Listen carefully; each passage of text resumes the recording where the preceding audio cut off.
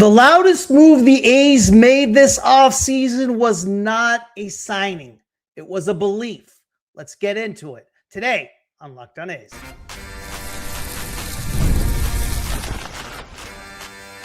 You are Locked On A's, your daily podcast on the Athletics, part of the Locked On Podcast Network. Your team every day. Welcome to Locked On A's, part of the Locked On Podcast Network. Now, the #1 sports podcast network. My name is Boney.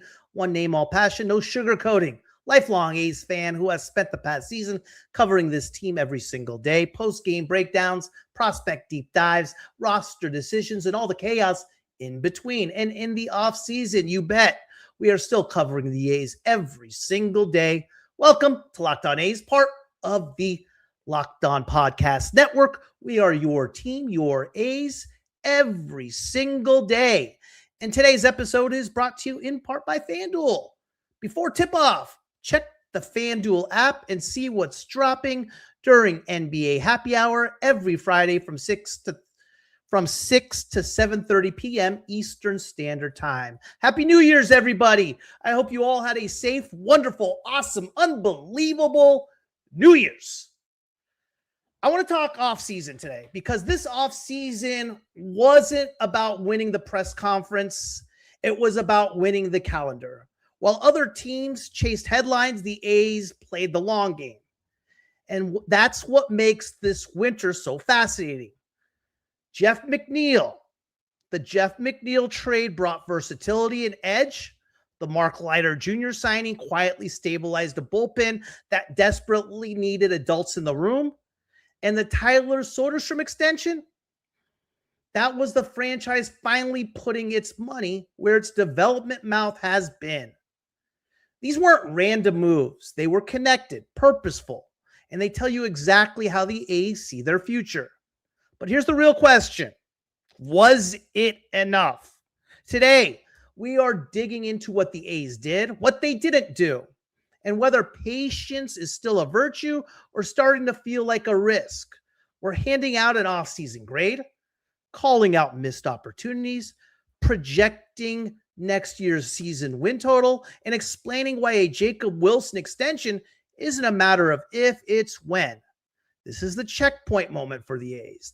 The rebuild talk is over, and now it's time to see if the plan actually adds up.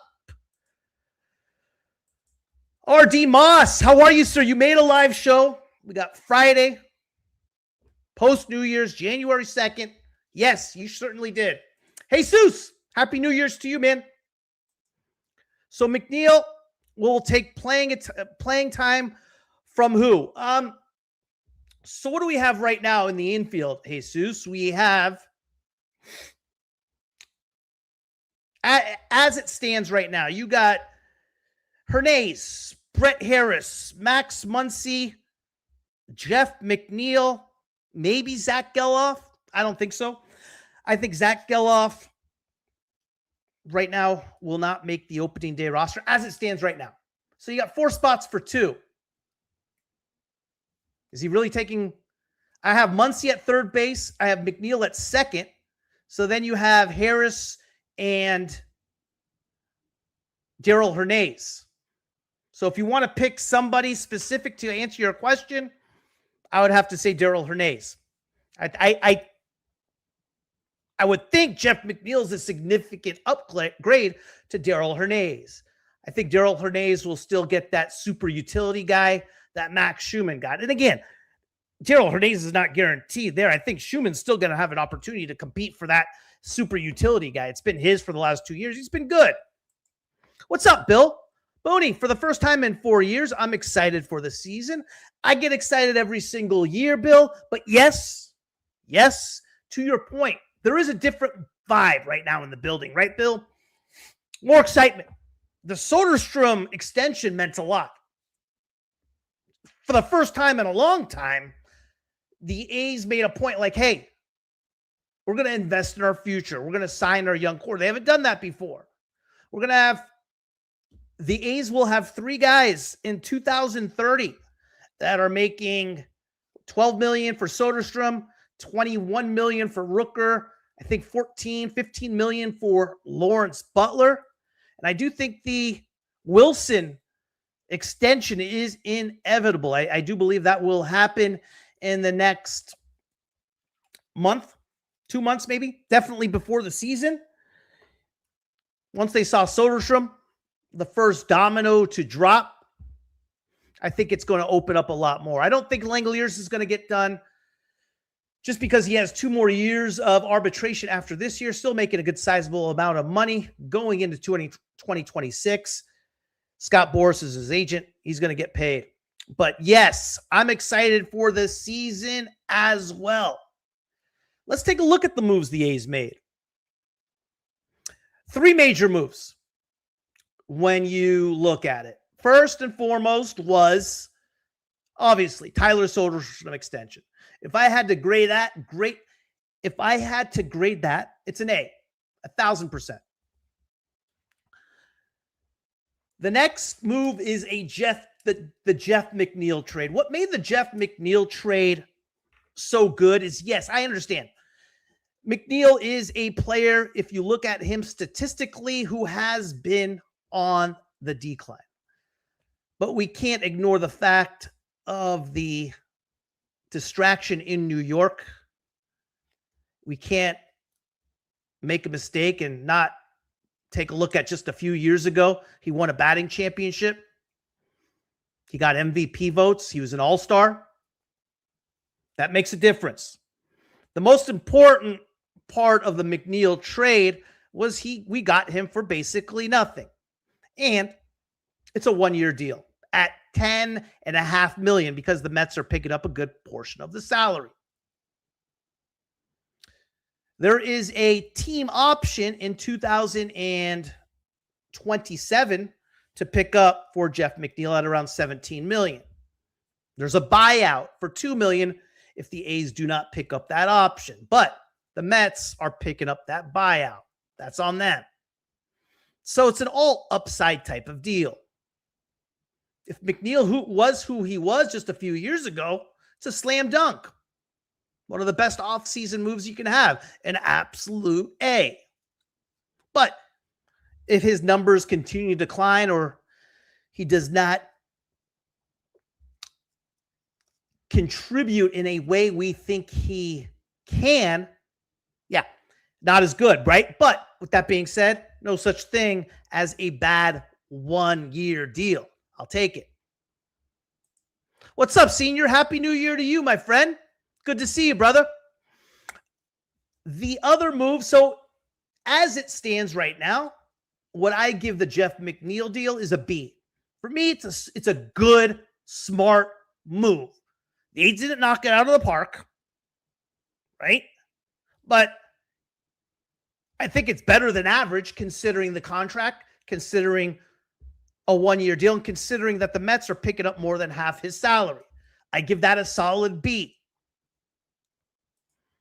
I'm just a temporary Sac A's fan from Senior for the next 2 years, but I'm expecting 2 playoff runs. I love it, Senior. I think they will be making runs, and we'll talk about the predictions next year. Tyler Soderstrom an A, Jeff McNeil a B, Mark Leiter Jr. 1 year, $2,850,000, veteran arm, has been around. We didn't knock it out of the park with this move by any means. It's a solid, decent move. In essence, Mark Leiter Jr. replaced an Osvaldo Bido. Did that move make the A's better? For sure. It was a move that improved the team. Is it an A? No. Is it a B? No. I gave it a C. It's an average move. It doesn't take a lot to improve on Osvaldo Bido and what he did last year. It's a B. Excuse me. It's a C. It's an average move. Those are the 3 moves right now the A's have made. I expect them to sign and extend Jacob Wilson. And I said for a majority of the offseason, I want 2 of the 4 of the core extended. That would be 2 of the 4. If they do extend Jacob Wilson, that's another A. How can't you give any type of extension to the core at A? I think it's excellent. As it stands right now, if they extend Wilson, I would give the offseason a grade of a B. A good, solid offseason. If they don't extend Wilson, which I fully expect them to do, I give it a C. They extended one of the core. You got the Jeff McNeil signing and the Mark Leiter signing. It's a C. Just average, blah, whatever. You get Wilson done, it's a B. Why isn't it higher? Were there opportunities to make this roster better that the A's missed out on? I think there was. Let's talk about it. Up next.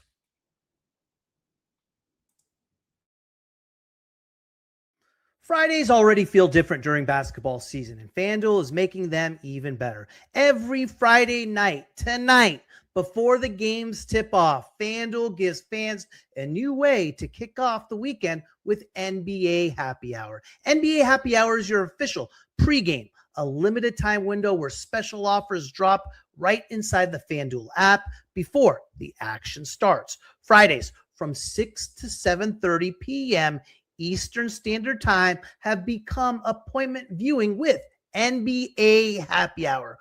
Opening the FanDuel app during Happy Hour always brings something new. Boosts, bonuses, and surprises. It's easy to check the weekly special before tip-off and make a move before the window closes. The timing is perfect. Right before the games, right before the weekend starts. It adds extra energy to Friday night basketball without overthinking it. So before tip-off, check the FanDuel app and see what's dropping during NBA Happy Hour every Friday from 6 to 7:30 p.m. Eastern Standard Time. A little basketball, a little action, and a whole lot of Friday energy. That's NBA Happy Hour only on FanDuel, the official sportsbook partner of the NBA. Thank you for making Locked On A's your first listen of the day, and thank you for making Locked On the #1 sports podcast network. You already live your team every day. Now take it up a level and go ad-free. Join the Everydayer Club today and get Locked On A's with no interruptions, members-only Discord access, and more, all for just $5 a month or $50 a year. Go to lockedona's.supercast.com or check the link in the show notes to learn more. Back at you, talking, grading the A's off season in segment 1. I gave the A's right now, as it stands, if they sign Jacob Wilson to an extension, a B, a solid B. If they do not sign Jacob Wilson to an extension for whatever reason, depending on what move they do instead, I'm at around a C. What's up, Thomas Joseph? Happy New Year to you. I also like the McNeil deal. We're excited to see former Athletic Estuary Ruiz in Miami.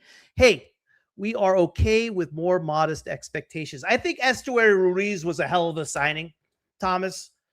I think there's a huge upside to Estuary Ruiz. The A's did not have much of a choice last offseason but to release Estuary Ruiz. He got picked up by the Dodgers. He tore it up in AAA. Just a couple of years ago, he led the American League in stolen bases. He can still be that explosive guy. You're not paying a whole lot for Estuary Ruiz, and there's a huge upside on Ruiz. I agree with you. I think he could be really, really good. I think Estuary Ruiz was a steal when you're basically betting on upside. I like the signing a lot for the Marlins and getting Ruiz. What's up, RD? Who is the odd man out? Harris, Zach Hernandez, and when DeVries comes up. Well, first and foremost, DeVries has to come up. I've said it for a while. I don't think DeVries will be ready until 2027. That's my opinion. And I had to eat my words on Luis Morales earlier this year as well.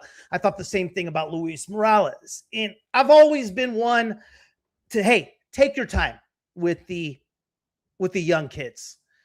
If DeVries is hitting, if he tears it up in AA, gets moved up to AAA Vegas and tears it up, yeah, there's no reason to keep him down there, but he definitely has to prove himself. As far as who is the odd man out, it depends on who's playing. Those three are talking about Harris, Zach, and Hernandez are interchangeable for the most part, meaning Zach's kind of mostly tied to second base. I don't see him playing anywhere else, which is a disadvantage because I think Wilson's going to move to short when DeVries comes up if we get the DeVries we think we're going to get. Hernandez can play all three positions, and so can Darryl, and so can Brett Harris. It depends on what Geloff's bat's doing. Fielding-wise, we know who he is. If Geloff is the second half guy we saw in 2023, I wouldn't be surprised if we see to a point where Geloff, where you cannot keep Geloff out of the lineup, if he's that guy. I could see DeVries at third base and keeping Wilson at short because Wilson can only play the middle positions, short or second. I don't see him playing third. DeVries can play third. You got to remember one thing about Geloff defensively. Gold glove caliber, elite. No one looks at defense enough with Zach Geloff. Zach Geloff defensively is at a different level. That's what the good part about Geloff and Brett Harris is. Both of them defensively elite. Gold glove caliber type defensive players. Straight A's. What's up, bud? I can't imagine they don't do anything else with their pitching. What's stopping them from using money you have to allocating to Wilson to improve pitching and signing Wilson off season? That's a good point you make, right? But again, back to what I've always stood behind. Who are you going to get? Who are you going to replace? Can you afford them? Sure, if the A's go into their pocket, additionally than what I expect, and say sign a Chris Bassett, that makes sense, straight A's. But if you're going to go out and sign, let's say I don't know, who's out there? Justin Verlander, a Max Scherzer, and again, I'm just kind of throwing some names out there. Somebody that's just okay, that you're just kind of filling a roster spot for, it might be an improvement. I don't know. I've stated before that the Soderstrom extension means more than the player itself. It means a sense of identity. It means something the fan base gets excited about and grows. That to me is very important. But to your point, absolutely. If there is a player out there like a Chris Bassett, maybe a Zach Gallen, that the A's are willing to throw in a few extra bucks for than they have budgeted, that makes this team better, for sure. It has to be a substantial improvement. Straight A's, what I would have liked to see as far as a missed opportunity, I would have liked to seen Gregory Soto get signed by the A's. Tyler Mahle, I've been talked about him all offseason. Just signed with the Giants. Giants fans are down on that signing. I don't know. I thought it was a hell of a signing. 1 year, $10 million. I thought those could have made the team better.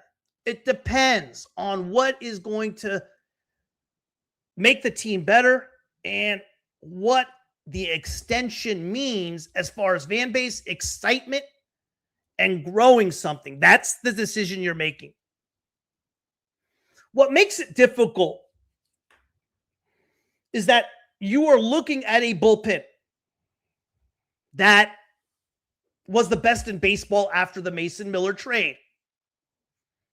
The question is, and it's the same question you guys have, is it sustainable? And I ask myself the same thing. Guys that all of a sudden for 50, 60 games were absolutely lights out that you did not see before. Is that sustainable? I don't know.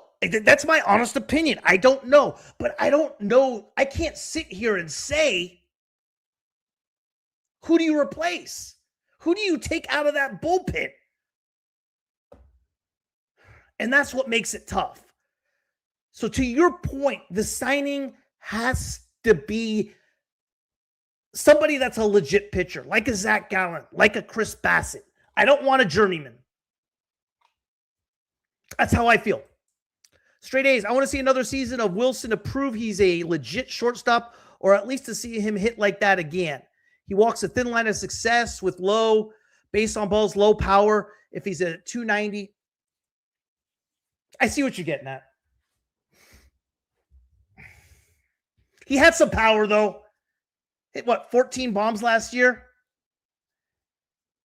He missed a good amount of time due to injury. And when he was there, he was hurt playing. Yeah, I see what you mean. When I come back, I want to take a look at the roster, and I want to predict how many wins the A's can potentially get. See you in about 6 seconds.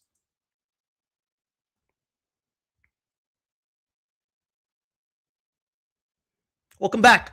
2026 win prediction.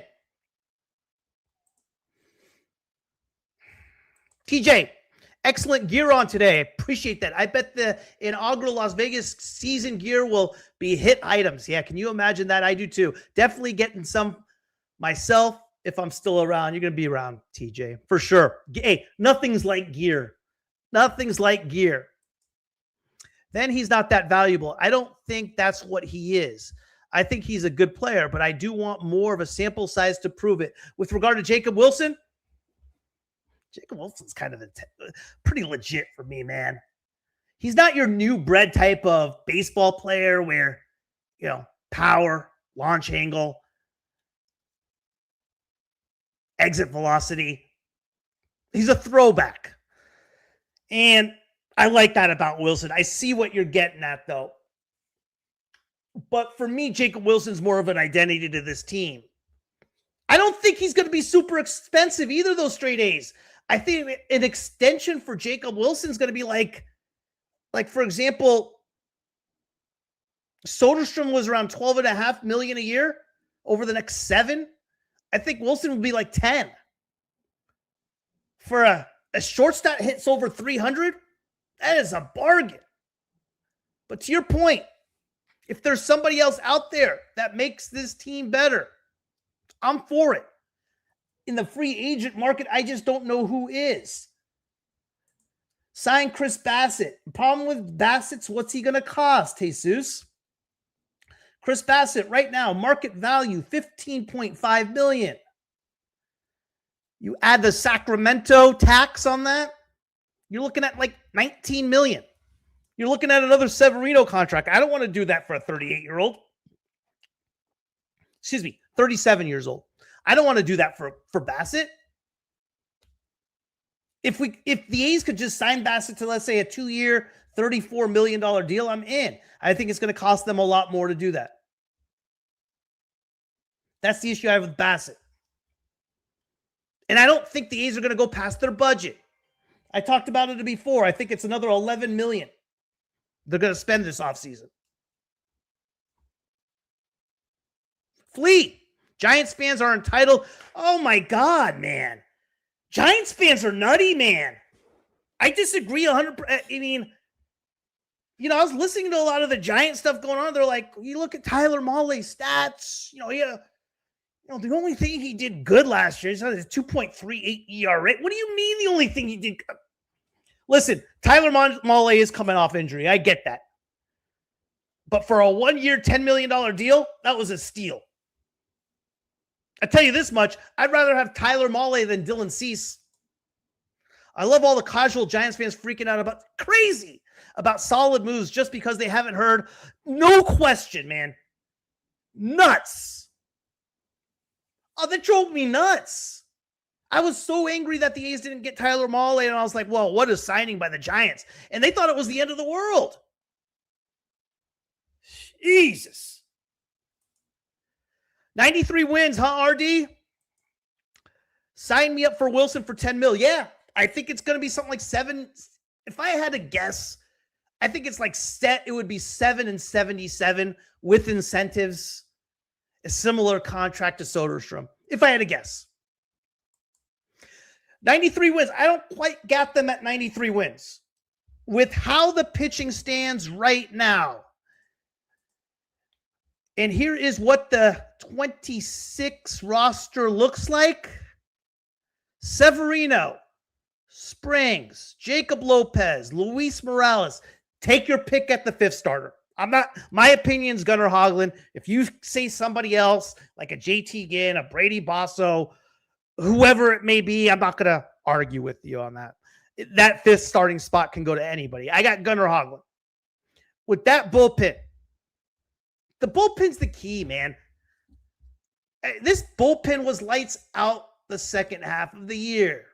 Ferguson, Michael Kelly, Sterner, Leiter Jr., Hogan Harris, Jack Perkins, sure. If you want to put Elvis Alvarado in there, I understand that. And again, on the hitting side of things, you want to go Colby Thomas for Carlos Cortez or whatever it may be. I get it. There's a few positions out there that are 50-50. Hitting-wise, I think this team is a 90-win team. Pitching. You don't have Severino and Jeffrey Springs as your 1-2 and be a championship team. I think pitching as we see it right now is a 78-win team. I got the A's going 84 and 78. I think the A's will be an 84-win team. I think in September, in crunch time, they will be right there competing for a wild card spot. I don't think they're going to compete for the AL West title. I think the Mariners are that good. What's scary about the Mariners, and I talked about it last show, was that they got to the ALCS. They won the American League Championship. They won the American League West. And they did it with what their perceived strength being. Their starting pitching had an average year. Seattle has a toughness about them that I haven't seen from them in a very long time. Seattle is a team that scares me. I think they're the best team in the American League. Hands down. And I could easily see Seattle winning 100 games. As far as the A's, 90 wins on the hitting side, 78 wins as far as pitching. I got them at 84 and 78, right there in the hunt for a wild card spot. And when you hit the playoffs, anything can happen. Appreciate you guys. Thanks for tuning in to Locked On A's today. We'll see what happens. We will see what happens. I might have an exciting guest in the next couple weeks. Not sure yet. If I do, I will let you know. But it's an exciting time to be an A's fan. I hope you guys all had a wonderful New Year's. Hey, and like I've said, man, next month, college baseball starts up. Got the World Baseball Classic coming up. And spring training right around the corner. Exciting time. Exciting time. Appreciate you guys. Take care. Have a good rest of a Friday. Enjoy your weekend. I'll check you out next week. If any news obviously pops up, I'll hop back on. Have fun, guys. Thanks for tuning in today to Locked On A's. Make sure you subscribe and follow Locked On A's so you get all the latest episodes. You could find Locked On A's on social media on TikTok, X, and Instagram, all at Locked On A's. If you need a last-minute holiday gift or someone keeps asking what you want, make it easy. Ask for the Everydayer Club. Ad-free episodes of this show, exclusive Discord service access, and more. Subscriptions can be gifted through lockedona's.supercast.com. For those of you on video, we send you to the first ever 24/7 National Locked On Podcast Network YouTube channel. On audio, make sure you make your second listen Locked On MLB.